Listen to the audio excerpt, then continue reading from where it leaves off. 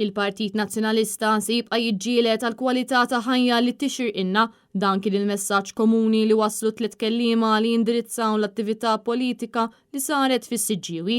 Is-Segretarju Ġenerali tal-Partit Nazzjonalista Michael Piccinino qal il-Partit Nazzjonalista dejjem kellu viżjoni għal Malta indipendenti. Huwa qal li t-tema magħżula għall-indipendenza ta' din is-sena mhux edem biss għall-għoli tal-ħajja, iżda tinkludi fosthom l-ambjent ta' madwarna, il-kwalità tax-xogħol, l-edukazzjoni u s-sigurtà fit-toroq. Għalhekk l-appell tagħna quddiem dawn l-isfidi kollha huwa sabiex ninaqdu flimkien bħala poplu ħalli nelbuhom flimkien. Għalina tal-Partit Nazzjonalista, il-kwalità tal-ħajja tal-poplu hija prijorità, mhux bil-kliem biss, iżda bil-fatti. Min-naħa tagħha d-deputat tal-Partit Nazzjonalista Paula Mifsud Bonnici tkellmet fuq kemm kienet deċiżjoni kruċjali li pajjiżna kiseb l-indipendenza 58 sena ilu.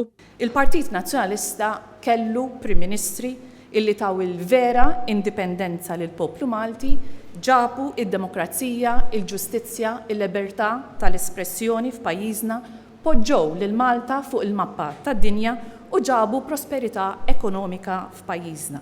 Barra minn hekk hija qalet li dawk in-nies li għaddejjin tajjeb qatt ma jistgħu jitlu fiż-żarbun ta' dawk in-nies li ma jwaslux sal-aħħar tax-xahar. Tedniet li l-gvern ta' Roberta Bela m'għandu l-ebda idea ta' kif se jagħti kwalità ta' ħajja aħjar lil dawk kollha li mhux qed ilaħqu sal-aħħar tax-xahar.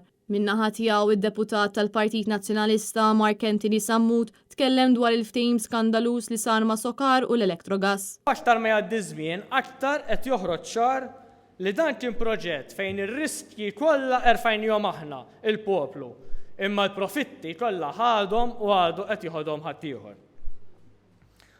Mhux biss imma il-profitti ħadhom ħadd ieħor. Huwa tkellem fuq is-serq tal-kontijiet tad-dawl u l-ilma fejn l-Awditur Ġenerali żvela li l-poplu qed iħallas 6 miljuni u nofs żejda fis-sena. Barra minn hekk qal il-mod kif jinħadmu l-kontijiet imur kontra liġi sussidjarja għalhekk din is-sistema hija illegali.